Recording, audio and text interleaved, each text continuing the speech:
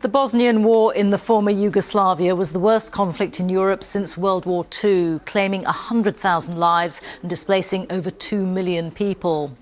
When a peace deal was signed in 1995 between the leaders of the Muslim, Serb and Croat communities, it was hoped that Bosnia might begin to heal. This is the region today, and now the United Nations is warning of renewed crisis as the Serbs are threatening to break away from Bosnia. Ethnic Serbs live primarily in these areas. Some are angry after the idea of genocide denial was banned. This was after their leaders described the genocide of 8,000 Bosnian Muslim men and boys at Srebrenica during the war as a myth. Our special correspondent Fergal Keane reports now on how the struggle over the past threatens the stability of the present. It can feel as if it all happened yesterday. The past is constantly revealed.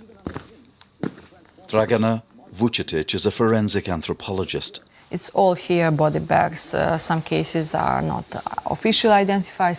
For nearly 20 years working to identify the dead of Srebrenica. 80% of the missing from Srebrenica we found so far. But still, we have to do a lot. 1,000 people is still a lot. And a lot of families. 1,000 families wait for our phone call. Around 8,000 men and boys were massacred at Srebrenica.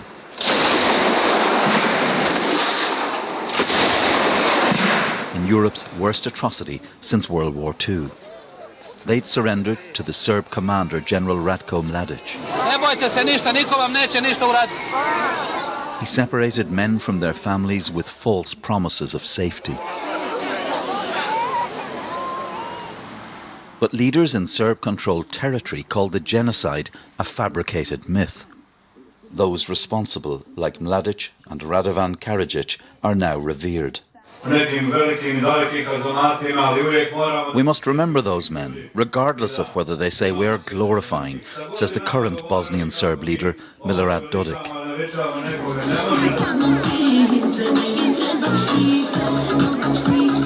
At this Serb religious festival, we found souvenirs of General Mladic on sale.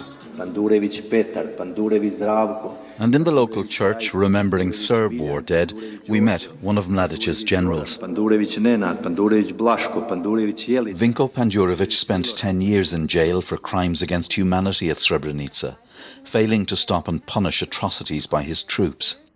But he won't accept Serbs committed genocide there, rather a massacre for which he doesn't bear responsibility.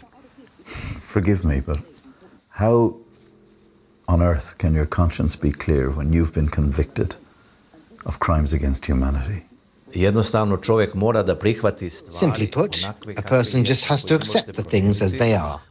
If you cannot change them, then let it be. This thing I cannot change. I accept that it exists. I live with it. For survivors, memory lives in the photographs of the dead. A grandfather, a father. Of Elimana Mimicevic, a child in the genocide, now a law professor and fearful of new conflict.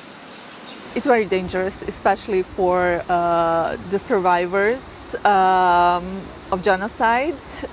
Everything looks very familiar. The dehumanization, the celebration of war crimes and war criminals that caused unimaginable suffering. History, the manipulation of history, has long helped fuel conflict here. That's why truth matters so much now.